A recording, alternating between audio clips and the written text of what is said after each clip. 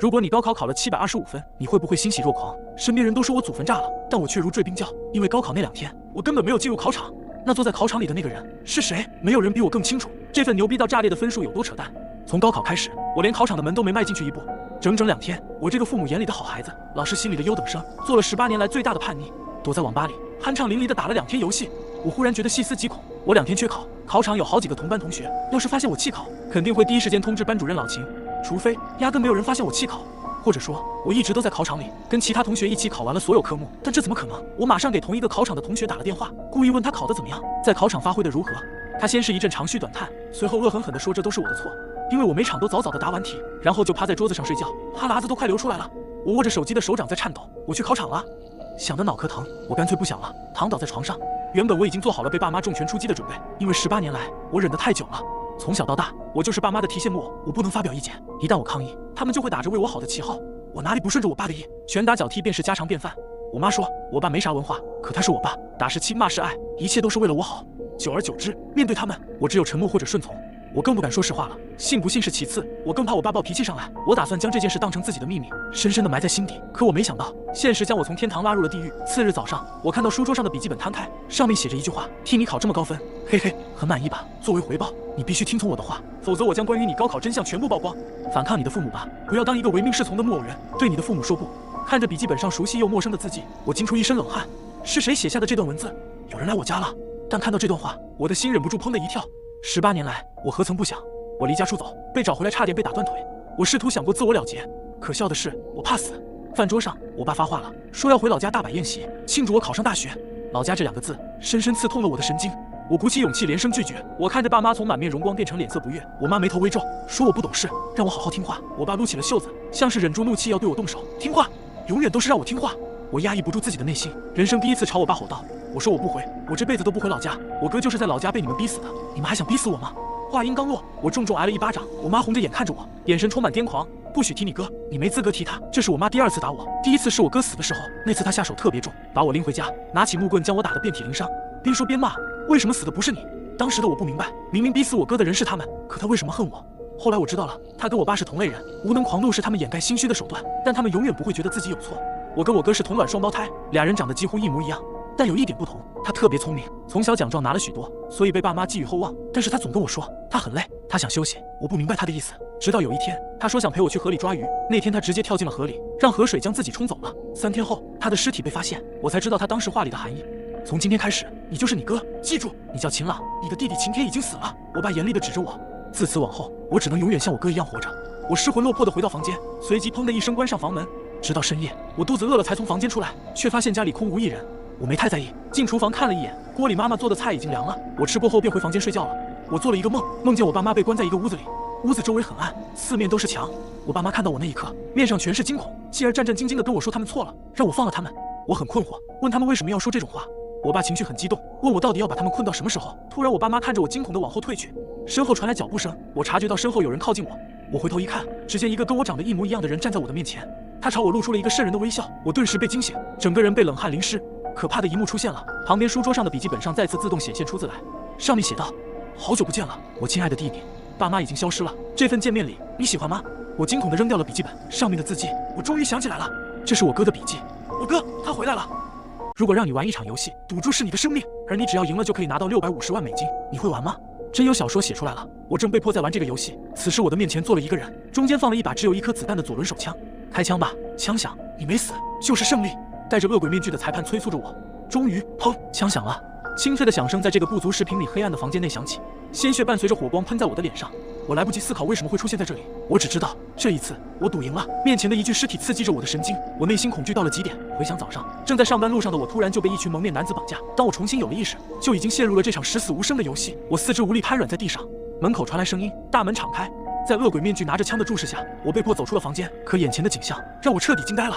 这是一条黝黑的走廊，两旁有着一道道门，而我这道门的编号刚好是50。此时门断断续续被打开，一具具尸体被拉了出来，满地都是红色，空气中弥漫着刺鼻的腥味。一个个和我一样还活着的人，或迷茫或惊恐地站在门口，他们的身后同样有一个拿着枪的人。我们挤在一起，被迫朝前走去。突然，身后有一双手抓住了我的衣服，我扭头一看，是一个看上去很普通的男子，最显眼的是他脸上那条长长的刀疤。他凑到我的耳边跟我说：想活命，你要乖乖听话，我认识你哥哥，你长得很像他。哥哥，我瞬间呆住了。我确实有个哥哥，不过在1年前因为一场车祸死了。你认识我哥哥？刀疤男叹了口气，我听你哥哥提起过你，我和他都是去年参加这场游戏的人，很可惜，最后一关他失败了。你叫苏晨吧？你好，我叫李毅。我看着他点了点头。这到底是怎么回事？我哥哥不是出车祸死的吗？这狗屁游戏又是什么？李毅耸耸肩，我也不清楚，我只知道通关所有游戏是唯一能活着出去的办法。我刚想继续发问，前方突然一阵骚动，我们被带到了一个大型体育馆里面。此时的体育馆摆放着几十具尸体，强烈的血腥味冲击着我的鼻子，我再也忍不住呕了出来。反观李毅，除了紧锁的眉头，没有一点惊慌。我刚想继续问李毅知道的情况，体育馆内大屏幕突然亮起，47这个数字犹如鲜血闪烁在屏幕之上，广播声随之响起。各位，欢迎来到死亡游戏。首先，很高兴大家能够成功通过选拔赛运气的考验。真正的游戏即将开始，你只要通过全部游戏，累计奖金将获得650万美金。当然，就算你死了，也会有50万美金打入你们家人的账号。50万美金，是不是想想都很兴奋？死了也有50万美金，我不淡定了。我哥出车祸时，肇事者也给了300多万的赔偿，算下来刚好50万美金。为什么？我明明是看着我哥的尸体从被撞烂的汽车中抬出来的。这里面有太多需要弄明白的事情了，但我清楚，现在首要的任务是活下来，只有活着才能探查真相。在家门口捡到钱，千万不要花，你不知道那个钱到底是谁丢的。最开始是那天早上，我刚一出门就在门口捡了1块钱，我也没在意。然后第2天早上，我在门口又捡了张10块的，我当时还觉得自己运气挺好的，连着捡钱。但是第3天早上，我一开门看见地上有张100的时候，我才觉得有点不对劲了，我就没捡，而是去楼道里转了一圈，但是也没看着人。说实话，我平时挺谨慎的，知道现在这社会骗子手段挺多的，但是我也没听说过往人家门口扔钱是个啥意思。我寻思，还是把钱给捡起来了。不是我没经得住诱惑，而是我怀疑这钱是假钱，就拿着钱去楼下的水果店找大妈看去了。大妈当时跟我说，钱100%是真的，让我不用担心。我也没多想，就去公司上班了。晚上到了家才又想起这事儿，就上网查了查，也没查到这类的骗术，就早早睡觉了。第2天早上我起得挺早的，说实话我内心还是有点期待和好奇的，头没梳脸没洗的就出门看去，结果门口啥都没有，不用说什么1000块钱，连1毛钱的硬币都没有。当时我就觉得自己挺傻的，还想天天捡钱来，天下哪有这种不劳而获掉馅饼的好事。这时候我就发现隔壁老吴家的门开着，还时不时传来几声哭声。我这人挺八卦的，就过去问咋回事。没想到老吴家的儿媳妇告诉我，他家老太太去世了。我就特惊讶的问，啥时候的事儿？昨天晚上我回来还看见他家老太太在楼下跟人唠嗑呢，咋说不行就不行了呢？他就叹了口气，他家老太太半夜还出去倒动大葱去了，说是怕被人偷了，回来还啥事没有。谁知道半夜睡觉就听见老太太屋里咣当一声，等过去看的时候，就看见老太太躺在地上已经不行了。我听完了也不知道该说啥了，安慰了他俩后就赶紧回屋收拾上班去了，因为我怕一会儿男人出来让我去参加老太太的葬礼，我现在可没钱去随份子。晚上回家开门的时候，脚底下却感觉踢到了一摞东西，我低头用手机一照，就看见是一沓子给死人烧的纸钱，当时一看就挺生气的。我还抬头看了眼里面的老吴家，也没看见他家门上挂纸钱呢，这怎么还整到我门口了呢？我挺不爽的，用脚全给踢一边去了。那天晚上我睡得不好，不知咋的迷迷糊糊的，就是睡不醒。早上再起来的时候，头也有点疼。推门出去的时候，就听见门底下哗啦一声，好像刮着啥东西了。我低头一瞅，就看见是个装月饼的纸盒，我就挺不耐烦的，一脚踢过去了。可是让我有点没想到的是，那盒子还挺沉，里面好像还装了东西。更让我没想到的是，那月饼盒子一被我踢开，下面露出来的却是一摞压好的纸钱。要是平时我是肯定不会碰着压着纸钱的月饼盒子的，觉得太晦气。但是今天我是真的有点生气了，因为昨天他家就把纸钱弄到我门口了，今天还特意用个盒子压着，这他妈的是啥意思啊？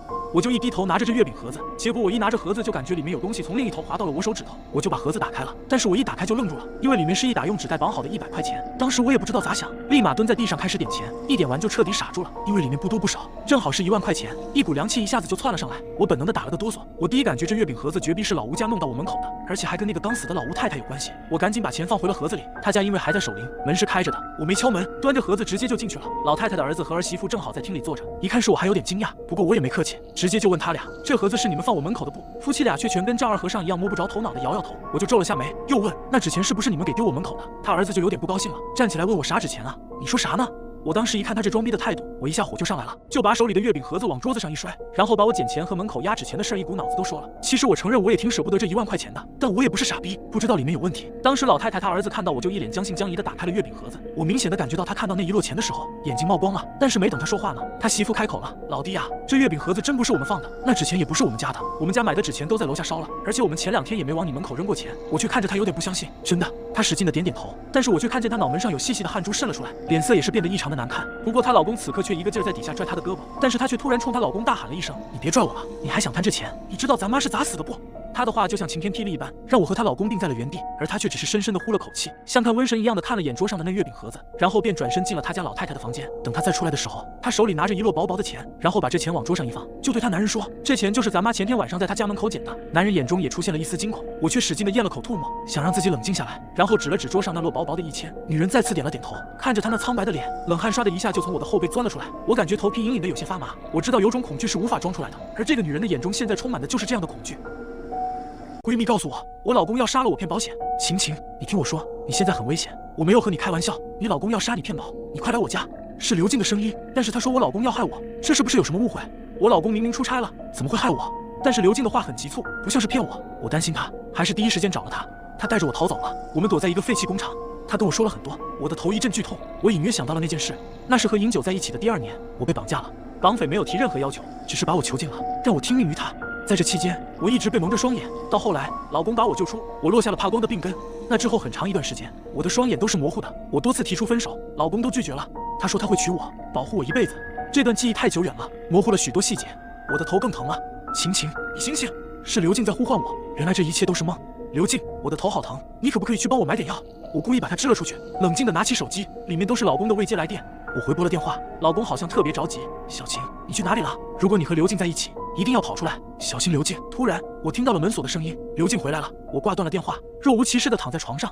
我刚刚听到你在说话，是不是尹九找你了？刘静表现得很慌张，说着他就要抢我的手机。没有，你听错了，刘静，我的眼睛好像看得更不清楚了，我好害怕。刘静见状，连忙安慰我。我利用这个机会，把手机一脚踢到了床下。对于我老公要杀我骗保，我一直持有怀疑态度。我老公是集团老板，他这么做对他有什么好处？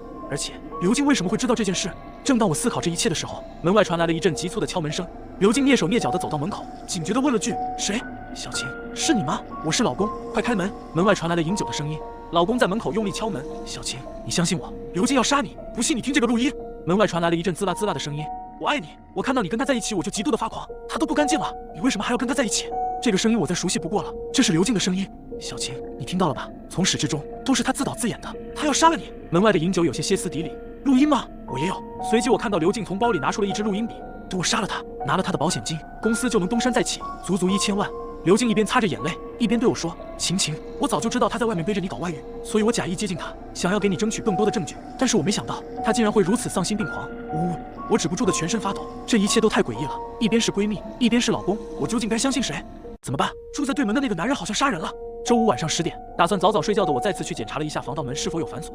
和往常一样，作为独居女性，我十分有安全意识。然而对门却并不受暴雨的影响，传来的吵闹声依旧明显。对门住着一家3口，是年轻小夫妻李建明和杨蕊以及他们4岁的儿子杨洋。小夫妻在小区不远处开了一家面馆，味道不错，我是他家的常客。我有时候周末不出门，点外卖也是点的他家，每次都是杨蕊给我送的餐。小男孩杨洋也在楼道碰见过几次，白白胖胖的，每次碰见都爱发给我奶糖，可爱得很。可最近总是从对门传出吵架声，还好声音不是很大，并没有太影响邻居们休息。久而久之，我习惯了对门小夫妻吵架这件事。我心里自嘲道：如果哪天不吵，都要怀疑是不是出事了。不过今天对门的吵架声比以往还要大声，我听见楼上的老太太已经忍不住出声指责李建明和杨蕊了。可是我今天实在是太困了，伴着吵闹声迷迷糊糊就睡着了。不知过了多久，一声尖叫吵醒了我。我茫然地坐起身，打开床头灯，没亮。我借着手机的亮光到了客厅，客厅的灯同样没亮。我正准备出门看看是不是跳闸了，外面传来砰的一声，重物落地的闷响声让我清醒不少。半夜独自一个人去楼道里，这可有点危险。脑海里警铃大作，我谨慎地靠近防盗门，小心翼翼地通过猫眼查看外面的情况。楼道没有亮灯，一片漆黑，什么都看不到。看来是整个小区都停电了。外面的暴雨还在继续，我的瞌睡又来了。见楼道里没有异状，正准备回去继续睡觉，这时天空中一道闪电劈过，一瞬间照亮了楼道。待看清楼道里场景的那一刻，我双手立马捂住了猫眼。我不敢相信我刚刚看见的那一幕。对门防盗门敞开，李建明正举着一把菜刀往下砍，杨蕊满身是血趴在地上。报警！对，马上报警！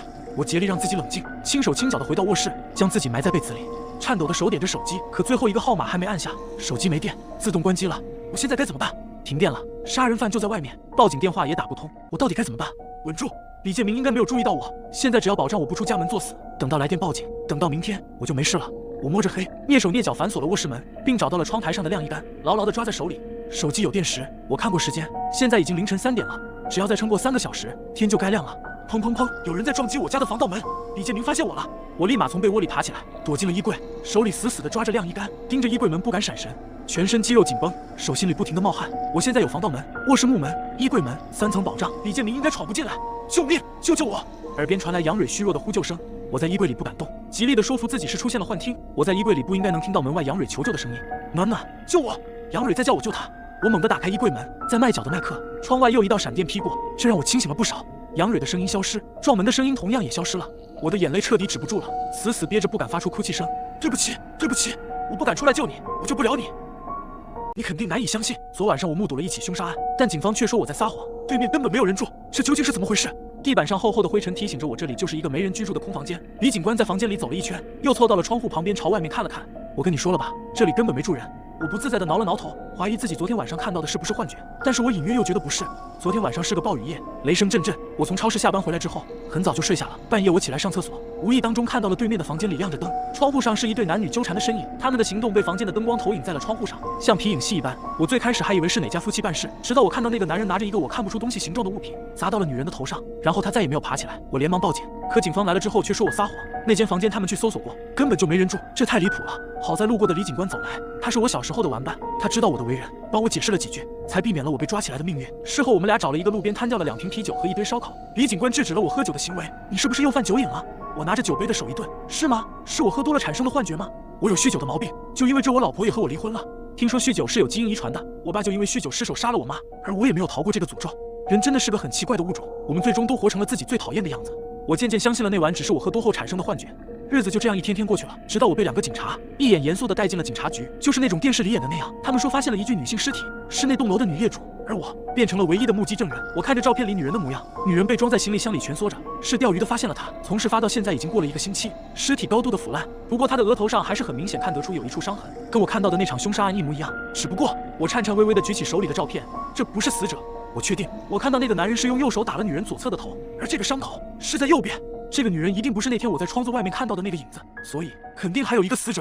2个女人都死在了同一个雨夜。我居然出生在乱葬岗，听我爸说我出生的时候我妈差点憋死，1天1夜也没有把我生出来。村里所有的鸡鸭鹅狗猫都叫个不停，好像有什么可怕的东西出事。直到家里来了一个叫花子，像极了江湖骗子，手里拿着半瓶酒，醉醺醺的上我家来讨一口饭吃。我爸也是心软的人，就给了他一点剩菜剩饭。可是这个叫花子直接赖着不走了，这可把我爸气坏了，打算把他直接赶出去。叫花子笑哈哈的吃着东西，表示跟我有缘。走的时候留下了一道符，对我爸说道：“你儿子要是再不出声，怕是熬不过1个小时。如果你相信我，就带着你媳妇去乱葬岗。”我爸气得对他一顿骂。可我妈回过神说道：“孩子还没有出生，他怎么知道是儿子？”结果我妈不顾我爸的阻拦，自己去了我家附近的乱葬岗。乱葬岗以前埋的都是一些无名无姓的人，现在也早被改成了公墓。等到我爸找过来的时候，我妈正靠在一块墓碑前休息，公墓有人正在上坟，人家都是在哭。按正常来说，刚出生的孩子也应该哭，可根据我爸说，他看到我的时候，我正在我妈怀里笑，跟整个古墓的气氛完全是格格不入。当他发现我真是男孩后，感觉那叫花子不一般。等到我爸扶着我妈准备离开的时候，他们俩却赫然发现，刚才靠着的墓碑上面主人的照片竟然跟那个乞丐一模一样，而他墓碑上刻着的死亡时间正好就是我的生日。深夜，突然电子门锁发出诡异声响，有人进了我家的门。叮！大半夜不知道是什么东西掉在了地上，将我吵醒。我怀孕7个多月，这会儿正是又睡不舒服的时候。我一边都嚷着老公，你去看看咋回事，一边伸手迷迷糊糊地扒拉了一下。下一秒，我的手直接拍在床垫上，这才想起来王博出差了。机械的电子音传来，听着像是防盗门密码锁的声音。王博今天下午的飞机去国外，这会儿不可能回来，我俩的父母就更不可能了。那现在输密码的是谁？我精神一振，立刻清醒，小心翼翼地站起身，转头钻入了衣帽间。我刚进衣帽间，还来不及将房门关严，就听见了门锁的女中音传来：“已开锁，欢迎回家。”衣帽间没什么能用的武器，我挑了个铁质带夹子的衣架，藏进了衣柜里。又黑又安静，我自己的心跳和呼吸声震耳欲聋。为了宝宝的健康，我的手机每天都放在客厅充电。现在我谁也求助不了。我抚摸着自己的肚子，想从中汲取些力量。孩子偶尔的蹬踹能给我无限的安慰。时间1分1秒的过去，没有任何动静。刚才的一切好像只是我在做梦。可当我刚要推开衣柜门时，电子锁再一次发出了“已开锁，欢迎回家”的提示音。我的头皮发麻，鸡皮疙瘩起了一身。我不敢出去了，我不能带着孩子一起冒险。于是我提心吊胆地缩回衣柜，继续竖着耳朵听，可又变成了一片寂静。到底是谁啊？我感觉自己马上就要崩溃了。日渐沉重的身躯窝在衣柜里，很难受。我甚至能感觉到蜷缩着的腿在慢慢浮肿，屁股和后背也硌得生疼。困倦感再次袭来，我的眼皮越来越沉，最后竟然睡着了。再次醒来时，我还在衣柜里。推开柜门，阳光刺目。我拉着倚在卫生间门外的吸尘器，慢慢走到了大门处。防盗门轻轻一推就开了，但门外一个人都没有。我仔细地检查了屋里每一个角落，什么都没丢。客厅有一个摄像头，我调取昨夜的监控录像，没有任何异常。直到凌晨2点，扫地机器人突然叮的一声给自己充起了电。过了一会儿，防盗门叫出了声，轻轻打开，露出了楼道里的光亮。外面有一道细长的影子，待了大概10分钟左右才离开。然后在没有任何人操作下，防盗门第2次叫出了声。我给好闺蜜陈洛打了个电话，她跟我住在同一栋，她8层，我16层，我们俩一起长大。陈洛比我结婚早一点，陈洛是带着她老公赵科一起过来的。赵科专门设计研究智能家电，我家这一整套都是他俩送给我和王博的新婚礼物。赵科搬了个小马扎到门口摆弄着智能锁，陈洛拉着我坐在沙发上聊天打岔。有他们在的时候，我心里也就不那么害怕了。只看见赵科手里的改锥不小心掉在地上，咕噜噜跑远了。他捡了改锥回来，检查一番后说是信号干扰导致的系统混乱，重新调频之后问题不大。可我始终觉得昨晚那道影子十分瘆人。陈洛拽着我说别怂啊，咱去物业查监控。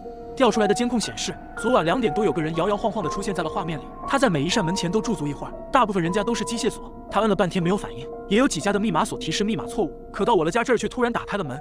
这人应该是喝了不少酒，但没完全失去理智。门开了之后，他看了好一会儿，就又摇摇晃晃地走出了画面。看起来确实就像个意外的巧合。那时的我天真的以为重新改个更复杂的密码就能结束这一切。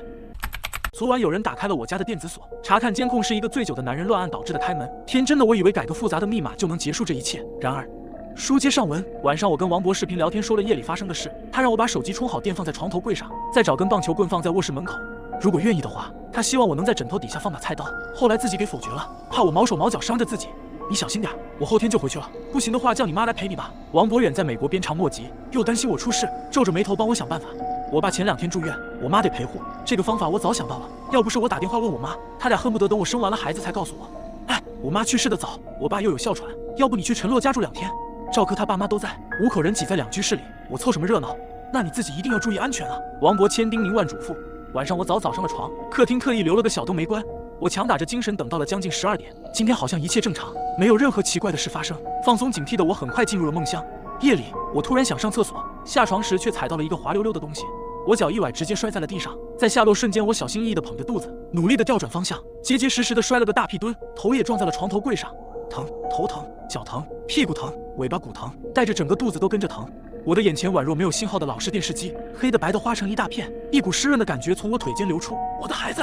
我摸索到自己的手机，但我看不清屏幕，只能凭着感觉拨出了电话。我疼得要命，整个肚子坠着疼，像是刚刚被人打了一顿。我大口喘息着，希望能稍稍缓解一点，但没有任何作用。电话接通，是赵科，他喊着：“喂，小梦，怎么了？”我没法回答他，只能咬紧牙关蹦出了“救我”2个字，然后眼前一黑，彻底没了意识。3天后，我再睁开眼，看到的就是王博，他红着眼，好像几天都没睡，视线下移。我原本鼓鼓囊囊的肚子，如今一马平川。孩子呢？我的声音不自觉带上了哭腔。王博把我圈在怀里，我靠在他胸口，哭得稀里哗啦。别哭了，是女孩，在医院保温箱里，他轻声安慰我。我抬起头，看着他脸上的笑容，狠狠地捶了他一拳。吓唬我干嘛？一边说一边恶作剧似的把鼻涕眼泪都抹在了他胸前。你吓死我得了，脑震荡、早产、骨裂、软组织挫伤，我就走了2天，你差点把自己给玩没了。王涛一脸严肃地骂我。我没有，我是踩到东西才。我突然意识到，我睡觉之前特意把床边清空，就怕起夜摔倒，所以有人进了家里。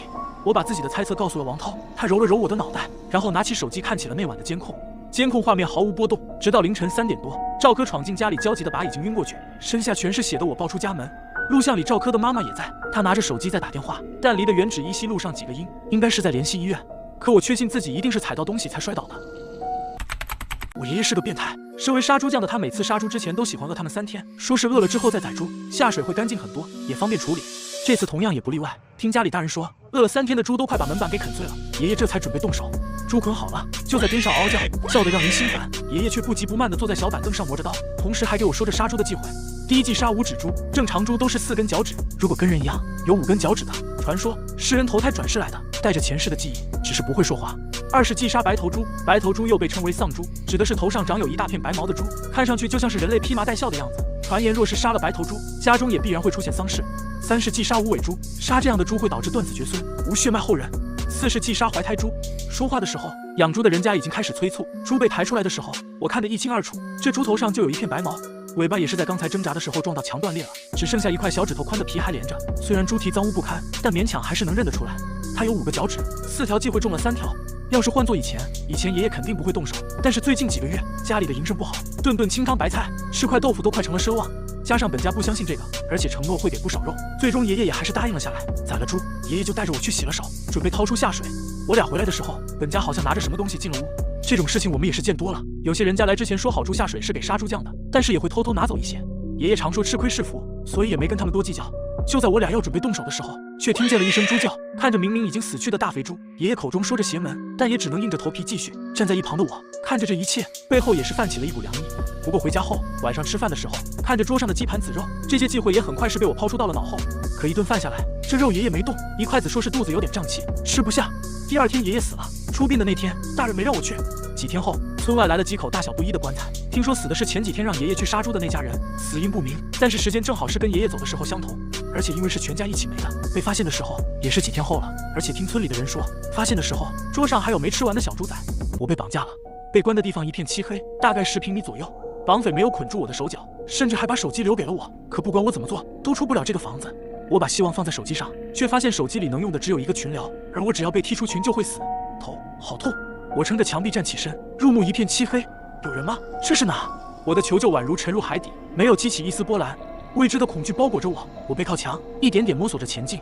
我搬到了东西，整个人向前倒下，下巴生生磕在地板上，嘴里瞬间涌起一股腥甜，剧痛刺激了泪腺，我哆嗦着吐出一口血沫，紧绷的神经这一刻崩溃，我坐在地上大哭。突然，我摸到了一个东西，是手机。我连忙按亮，想打开手电，却怎么也找不到这个选项，甚至连最基本的数据、蓝牙等功能都消失了。我借着手机的微光看清了自己所处的地方，这里是个四四方方的房子，没有门窗，所有地方都被封得死死的，我就像是凭空出现在这个盒子里一样。莫大的恐慌彻底吞噬了我，我颤抖着想要报警，可手机上根本就没有拨打电话的按键，手机屏幕一片空白，界面上的一个聊天软件此时看着格外诡异。但我没办法了，我点开这个软件，里面的按钮全是灰的，只有一个名为奔赴的群还在不停地弹着消息。群里有6个人，群主阿良，大家都清楚上车地点了吧？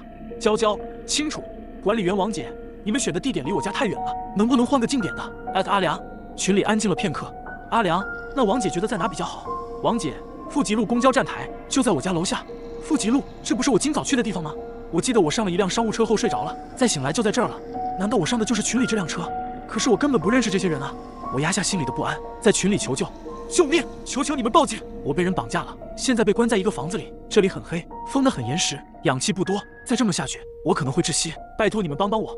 消息发出去，半会儿才有人回。娇娇，呼哈哈哈哈，这是什么网络新梗吗？阿良，这个气氛活跃的好。王姐，现在的年轻人都那么爱哗众取宠。天哥，都定好了吗？废话这么多，没人相信我。我试图跟他们解释，但我自己也不知道怎么会来到这儿。我在聊天框里输入又删掉，第一次感觉到文字那么无力。除了手机上的微光，我再也看不见任何希望。空气压抑极了，我一边擦掉糊住眼睛的泪水，一边敲键盘。我说的都是真的，救我！报警啊！我会死的！群友接连打出几个问号。王姐，神经病吧？娇娇，恶作剧也找个靠谱的剧情吧？谁被绑架了还有手机玩的？天哥，明天就要出去玩了，别杀风景。请你们相信我，我现在很危险，求求你们。到后面，整个空间完全被我的哭腔掩盖，空气的渐渐稀薄让我的声音忍不住发颤。聊天界面停顿了，我不断刷新，但没人回我。没有消息也算个好消息，说不定他们是去报警了。我紧紧捏着手机，背抵着墙，只有这样我才稍微有一点安全感。娇娇，我被他说的毛毛的。王姐，这姑娘平时就不爱跟大家说话，看着也阴森森的，不会真有病吧？阿良，王姐，你别这么说，都是朋友。我一愣，这些人认识我，可我对他们没有一点印象。王姐，哟，现在装什么好人？我跟你说，这次出去玩，大家可都是花了钱的，不能带着个神经病。娇娇，要不这次小二姐你还是在家好好休息吧。天哥，对啊，江儿。江儿是谁？我明明叫许离啊！空气越来越少，死亡近在咫尺。我喘着粗气，一遍一遍刷着屏。我不是江儿，我是许离，救我！我不想死，求求你们报警吧！报警！王姐，真疯了，好吓人！阿良，你把他踢出去吧，别败了我们的兴致。娇娇，小儿姐，你好好休息，等我们回来了就去看你。天哥，江儿，那好好照顾自己啊！不要，不要！我手指刚刚触到屏幕，脑子里白光一闪，同时房子里响起一道机械音：你已被移除群聊。呼，氧气告终，我呼吸越来越粗重。嘎！忽然，我心口一痛，身体失重，不受控地砸在地板上。我浑身汗津津的，眼前还是一片漆黑。这个房间里的空气又恢复了，可刚刚明明很绝望。我一醒来就发现被关在一个漆黑的屋子里，这里能用的只有一台手机，而手机只有群聊功能。如果我被踢出群，就会死。群里没有人相信我，我究竟该怎么逃离这个地方？接上文，群里面都是大家的谴责。我捏了捏指节，尽力让自己冷静下来，继续翻着以前的聊天记录。我发现2天前有一个叫周岑的人进入群聊，除了来的那天发了个大家好，就没再说过话。我抱着试试看的心态戳开他的头像，那个发消息的按钮居然亮了。明明最开始所有地方都是灰的。我退出去又看了其他人的主页，私聊按钮都可以用了。难道是第2次重来的时候发生了什么吗？这些变化又好像从第1次循环开始就有了。最开始我只能在群里打字，但第2次就可以发语音了。这一次是能和群成员私聊。之前我太着急，根本没发现这些变化。但是为什么会这样？我想不明白。群里其他人根本不相信我说的话，如果找他们帮忙，结局只会和前2次一模一样。我唯一的机会只能是周岑。我点开他的头像，你好，没过多久，那边就回了，有事吗？我逐字逐句斟酌该怎么跟他解释，才不会让他觉得我是个神经病。我在群里加的你，想问问你对旅游的相关事宜还有什么建议吗？他没有，你们决定就好。我咬了咬唇，决定赌一把。之前没见过你，有点好奇你怎么会突然进群啊？是新来的同事吗？我紧张地攥着手机。如果他不是新人，只是进群晚了几天，那我怎么解释自己的胡言乱语？我跟王俊天认识，他说你们出去玩想带我一个，我正好明天结束 ZC 的发布会，就答应了。给你们造成什么麻烦了吗？我呼出一口气。王俊天应该是群里那个叫天哥的。等等。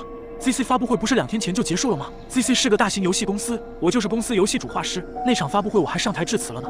我压下心底的恐慌，故作轻松。没有，我们非常欢迎你来。你提起发布会，我就想起旁边那家肯德基，正好今天周4还有活动。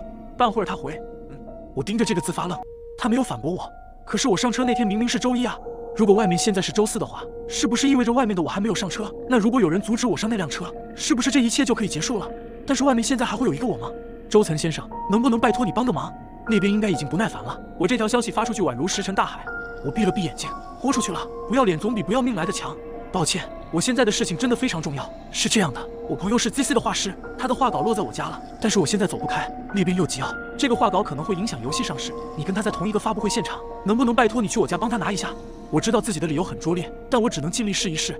我的工作时间弹性很大，基本上每天都窝在家里画画。周岑去了，一定能遇到我。